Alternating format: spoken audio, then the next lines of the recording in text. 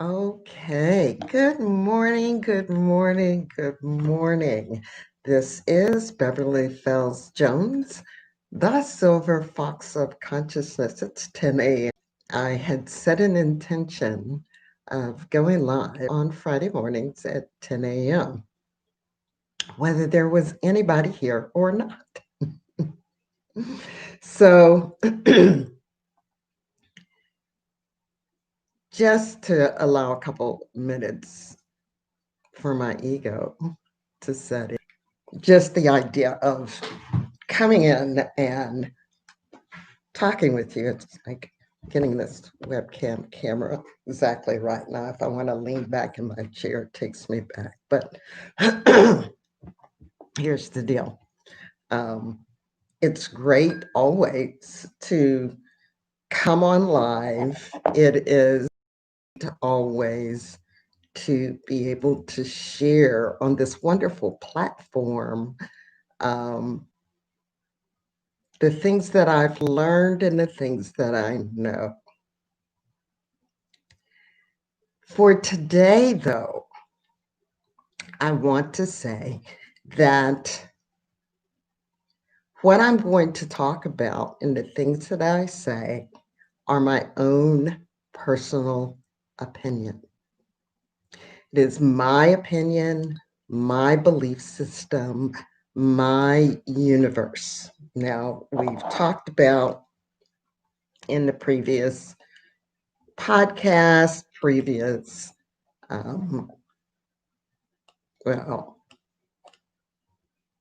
shows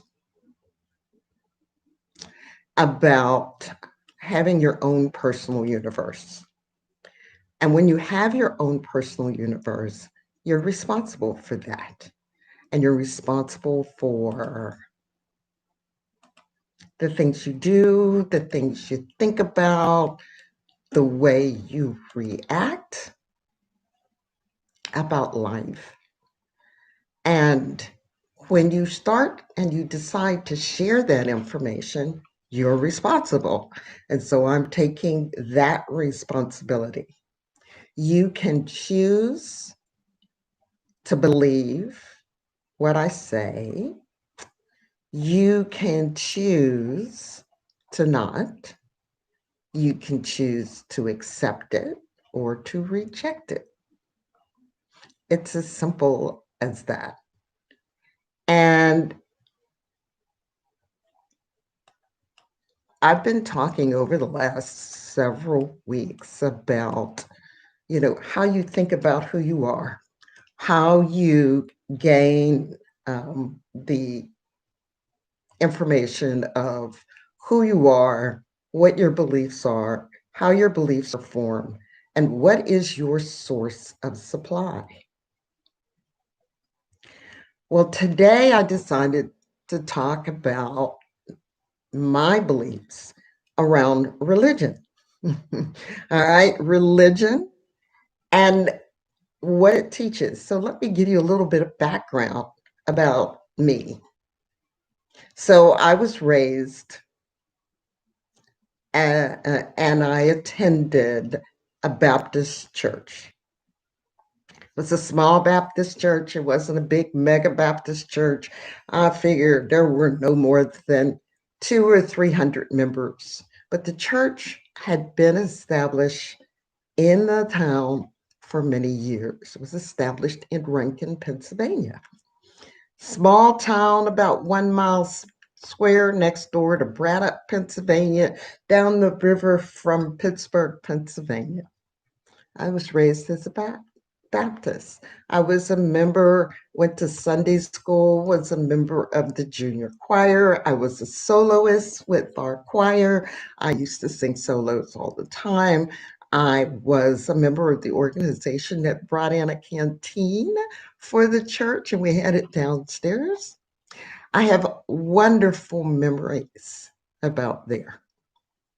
And based on what I was taught, I got baptized at the age of 12. Now, those of you who understand the Christian religion, it says that the age of 12, you're of the age of consent. And if you hadn't accepted Jesus in your life at this time and something happened to you, you would go to hell. And I didn't want to do that as a 12-year-old. And I was living in fear. I lived in fear that I would do something wrong, that I would, you know, make God mad and I'd wind up in HELL. And so there were, I did things, and then if I did something wrong, I was really upset, and oh, I made God mad, and just that's just an example of what I went through.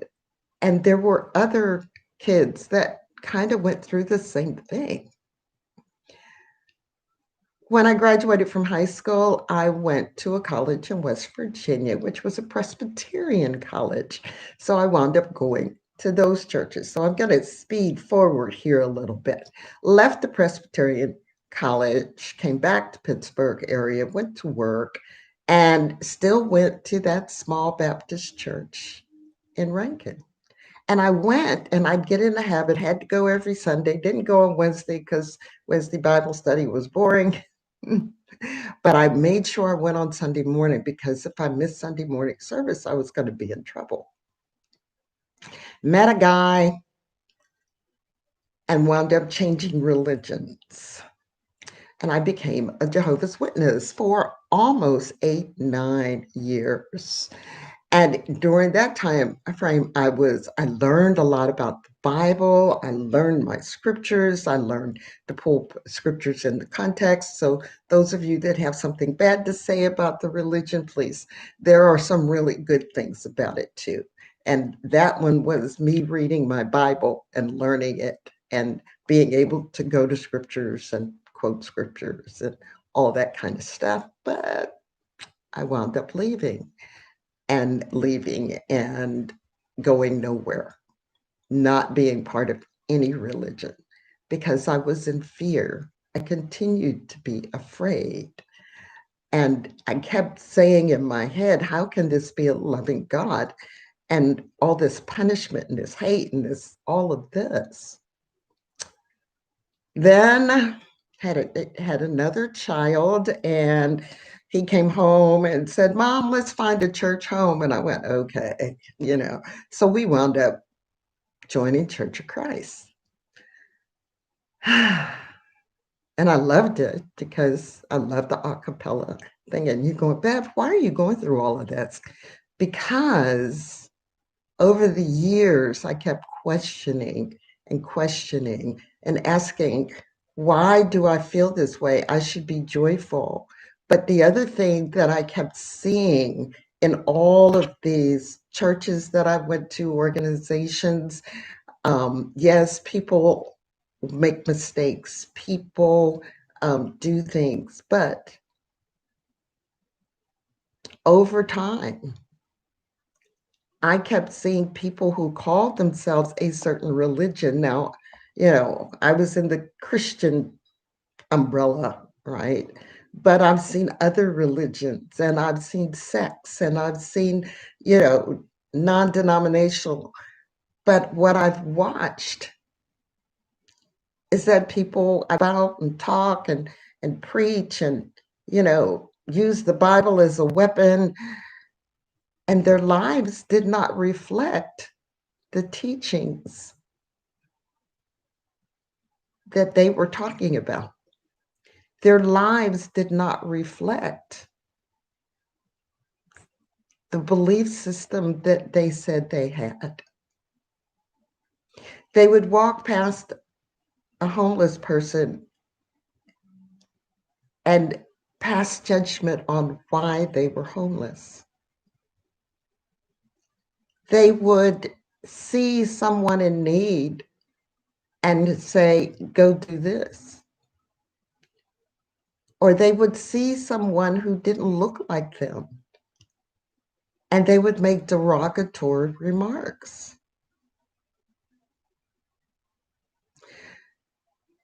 in my life and in my studies, it told me that Christ hung out with prostitutes and thieves and the lowlifes of the world and taught them about love and taught them about being kind to one another and taught them that they were able to create the life they wanted through the way they thought. Now, right now, this isn't available on Amazon, but this is the book that I wrote, Christianity, the Law of Attraction, and the One Command, Bible Principles Revealed and Applied to Everyday Living. I have them. If you want a copy, you could email me. You'll get a signed copy. But he talks, you know, when I wrote this, it was because I was still very much into Christianity, and I was learning this thing about the law of attraction and manifesting and all these things. And they were like, well, can I do that? Well, this preacher says no, this one says, and I'll wait, it was like I was pulling. And so I went in meditative prayer and said, lead me, show me where I should go. And I came back from a training and I met with a friend. He had another friend with him. And that friend said, oh, yeah, here's the scriptures. Here's 2 or 3 scriptures you can look at. In fact, when I first started talking about it while I was on my trip or in my training, a woman named Catherine gave me my first scripture. And from that point on, I started gathering scriptures, writing blogs about the fact that as a Christian, this law of attraction was all through the Bible. But what am I talking about have to do with hypocrisy? Well, I just said people who say I don't even listen anymore when a person tells me they're a Christian because I watch who they are, what they do, how do they live their life, how do they talk about people, or do they wind up talking about people? A woman in my circle, which totally disappointed me. She's a very kind woman, but she's very opinionated. And you can be opinionated because I'm definitely opinionated. All right, but you can be opinionated, but not hateful and mean and misinformed in your opinion. And when I would say, let's go back a little bit and tell me why you feel this way. And where did you get your information from? Did you experience this type of behavior? Did you know? And no, I just heard somebody told me, and I go, but it's not true. Yes, it is. No, it's not true. I said, did you research? Did you go and find out? And I want to tell you exactly what it was, but I don't want to say what it was because it would kind of tell who the person was. And I don't want to do that. But I asked her if she made a certain phone call to talk with the people who would know and the people in authority to find out if it was true. And she said, no, I don't have to. I just know it is. And I went, but it's not true. And here's why. And I'm finding more and more that people would rather hear the negatives and the things that are just putting other people down. So in another instance, I've listened, you know, okay. So here I'm telling you now, this is a warning because I'm going off rail now. The idea that the Bible was used to justify slavery. All those scriptures were used to justify slavery.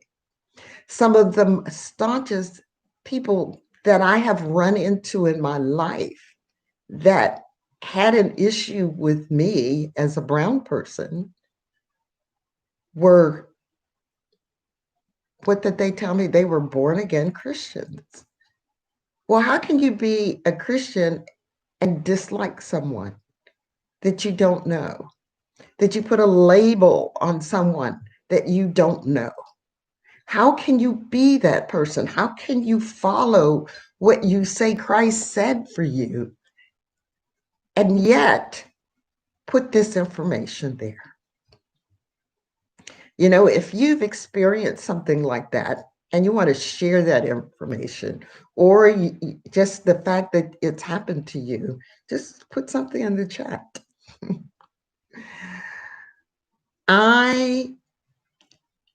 I'm tired.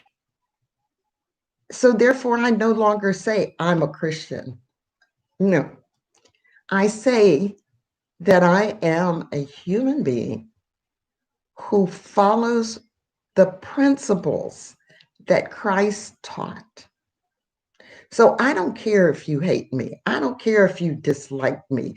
I don't care if you are in that position and you go, okay, Bev, I'm into. So you may get, I like my little gabbits, and you may get burning angry with me, right? Because of what I say.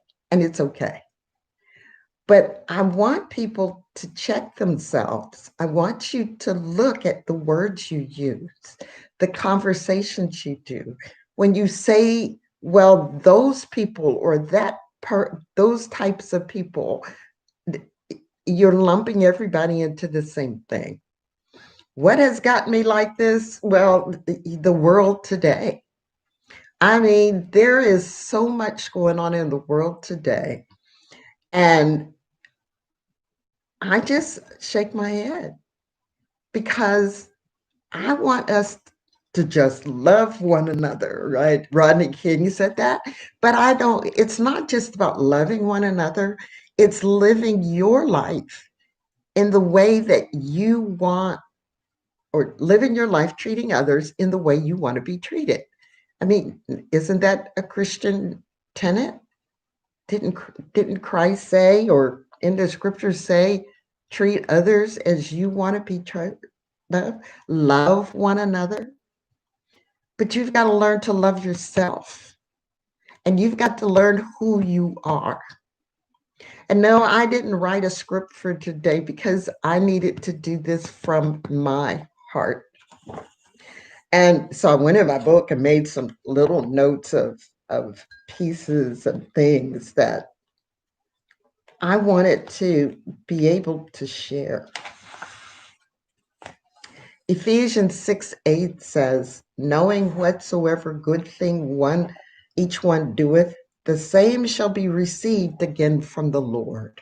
Hey, this is the law of attraction.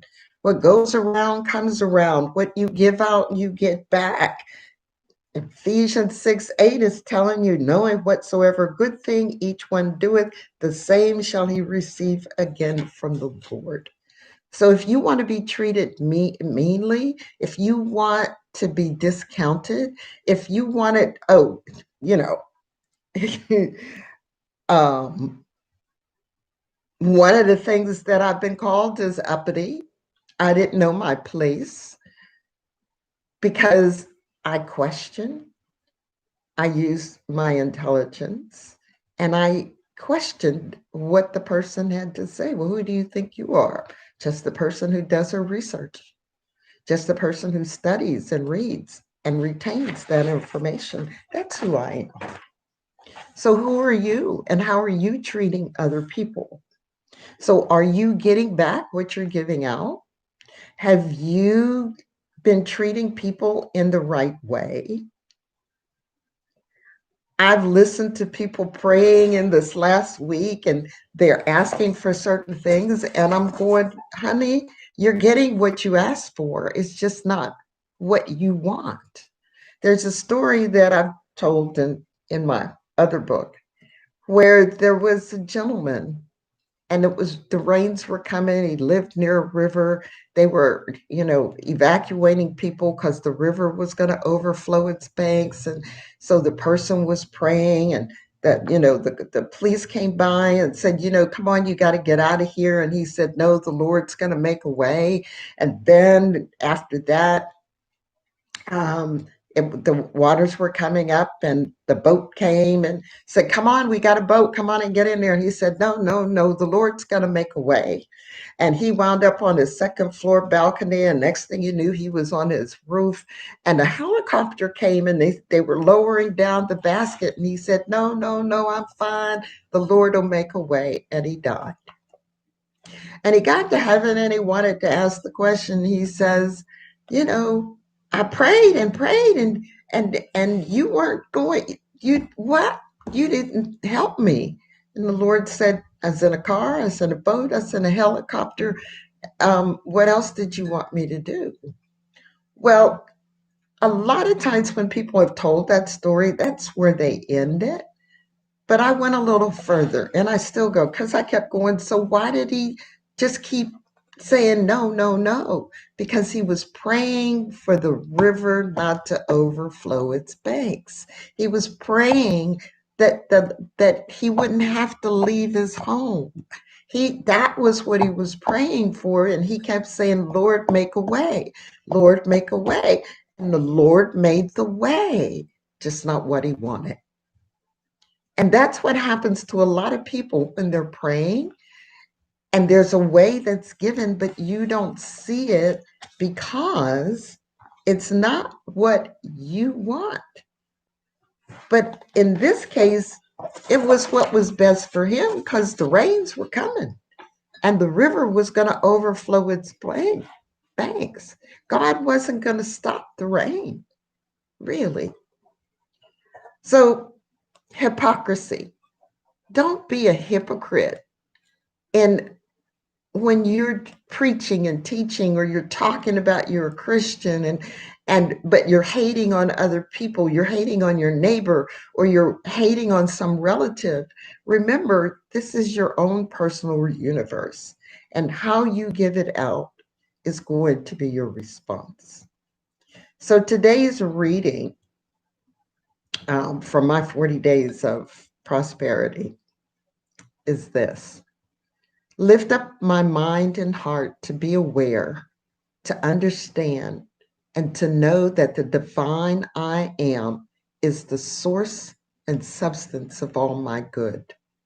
My benefactor is embodied with life, truth, love, substance, and intelligence. My God source is omniscient. I always have a hard time pronouncing it, which means God's source has unlimited knowledge, omnipotent, infinite in power, and omnipresent, is everywhere. My benefactor, who is in me, supplies my every need. All I need to do is ask and show gratitude for what I believe. So, what is it that you believe? Do you believe that the divine I am is your source? As I spoke in other weeks, is your big daddy, or your sugar daddy? Who is your benefactor? What name do you give to that benefactor? But you also have to live your life and project a life of kindness and goodness and love and abundance. This is who you are. This is the person you want to be.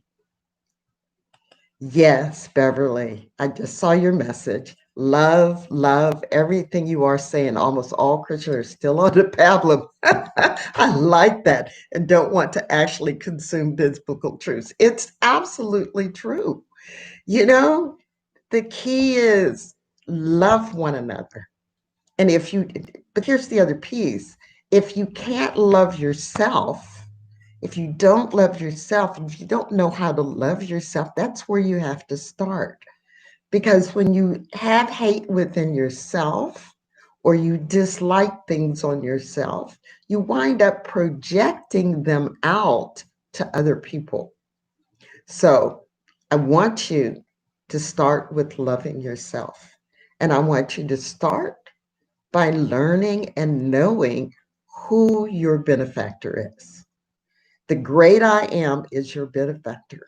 And that great I am is inside of you.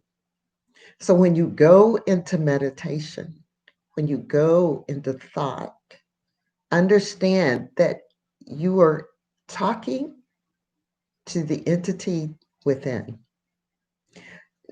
God isn't out there somewhere up in the sky and some other places. And God in me. You see God in everyone.